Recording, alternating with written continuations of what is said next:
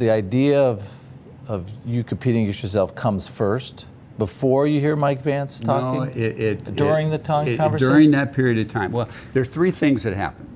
I hear Mike Vance, and now I have a way of organizing thought. So I have all these tacked walls in my office, and I put my thoughts up, and I sequence each of the ideas, and so that I can take something from A and get to Z. Well, I get to O. That's Bill Lee. I can go to O, and then I'm looking for somebody else to take it the rest of the way. P through Z. Yeah. So I'm organizing thought. At the same time, I'm opening up the first LA office. And I knew we needed to get into Los Angeles before we can go into outside California. And I'm driving around the San Gabriel Valley, and I grew up in West LA. I went to college in San Fernando Valley, and I've lived in Orange County. And so I know Southern California pretty well, but I do not know the San Gabriel Valley, so I got to drive it. And in driving it, and I'm basically an industrial broker at that time, I see these three tall warehouses. Baxter Healthcare had one about 36 feet in Ontario. Ingram Books had one 32 feet in El Monte industry area, and in Pomona, Circuit City had one 30 feet. And at that time, in 1988, the warehouse industry was basically no higher than ceiling clearances of 24 feet. If you were a warehouser and you needed space, you didn't look for it until you needed it within 30, 60, 90 days. And so the developers at the time had all these warehouses out there. They were all the same height. And so there was never a need to do a build-a-suit for a new warehouse space. And so I'm driving around, I see these three buildings, and so I stopped in, knocked on the door, asked the distribution manager what was going on, how come these buildings were so tall. And I got to all three of them, and they told me about this whole new concept in warehousing called just-in-time delivery. And the bottom line was the retailer, the companies didn't want to have, they wanted to minimize the size of the retail store. And so they felt that if they had a big showroom, they didn't need to have a big warehouse in the retail store if they knew where the product was and when they were going to get it. And so they were trying to form a line from the manufacturing line to the distribution channel, from the trucks to the warehouse back to the retailer. And at that same time, there was a new change in sprinkler technology where we had sprinkler technology measured water in terms of how much water you can put on the product over a specific period of time. There were basically three systems. And if you didn't get a lot of water quickly, you couldn't store the product real high, depending on its flammability. Anyway, this new sprinkler technology came out. It was called a deluge system. It was called ESFR, Early Suppression Fast Response. And that changed warehousing to where you can have big, tall warehouse buildings. And before that, you couldn't, because things would burn. You couldn't get enough water. You couldn't get enough water to go that high. There's too much. The flames had too much room. Too much dense. Yeah. Right. And so all of a sudden I realized, wait a second.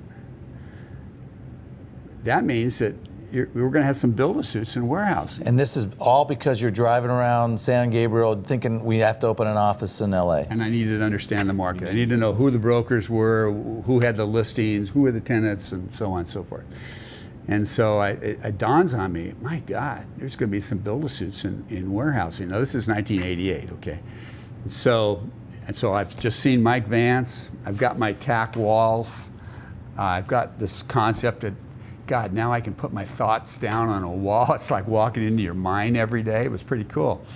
And I've got something to work on, just-in-time delivery, build-a-suits in warehousing. And I'm thinking, wow. Can you imagine? Now, I've got my room and I've got my business plan, and I've given it 6 months of thought and organization, and I'm going into an area that is what I call a structural change in the industry, which we could spend some time on, and I'm working on something that's brand new, and I've got bringing in all these people so that I really understand it, I've got it all written on my wall and on my presentation and all my notes that support it. So my ADD part of me has got research behind it. Right. And am I confident about and I'm saying things that people haven't given thought to. I'm thinking, damn, let me look at myself again before I walk out of the office. You know? Yeah, feeling really good. Oh, really good. I mean, you're so confident, and it's so true. The life went on for me in 1989, 88, when I opened our City of Industry office. And I opened it because I needed to bring our company into Los Angeles because I felt that we couldn't move outside of Southern California if we were not in Los Angeles.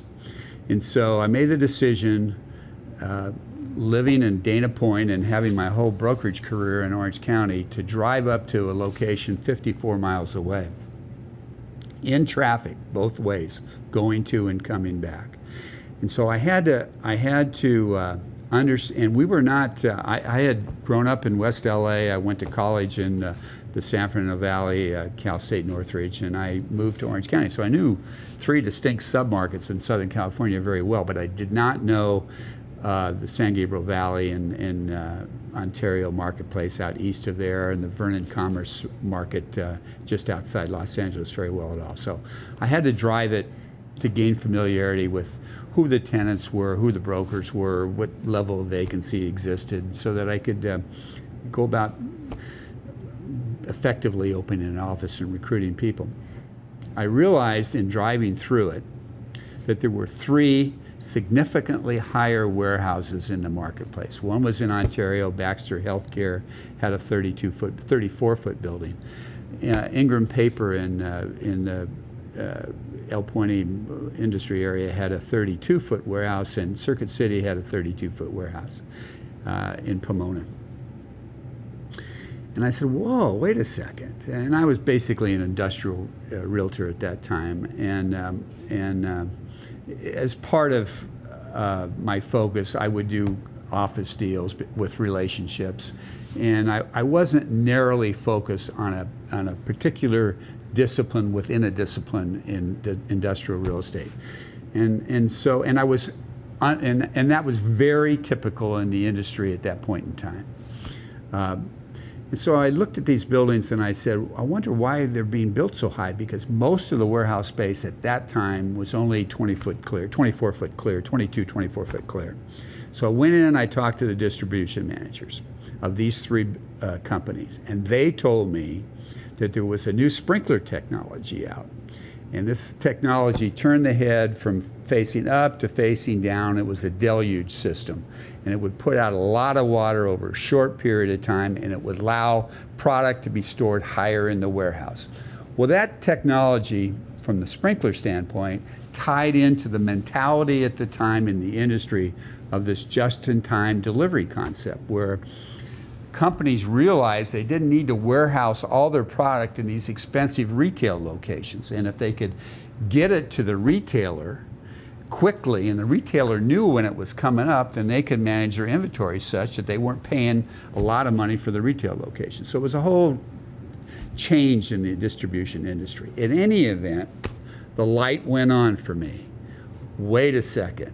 Nobody's building these buildings out there. It takes time for these buildings to be built because there was a whole computer system that managed the inventory, and it was proprietary software, and it took months for this software to be built to cater to these warehouses. They had to have a wider truck course because the most important part of the most expensive part of the delivery system was the cab that drove the trailer. Why don't we use these cabs more efficiently? Why are they just sitting in the warehouse? Why don't they deliver the trailer to the warehouse, pick up another trailer, and take off? So it was a whole change in the mentality of distribution, which to me meant, aha, there's going to be build-a-suits for warehouses.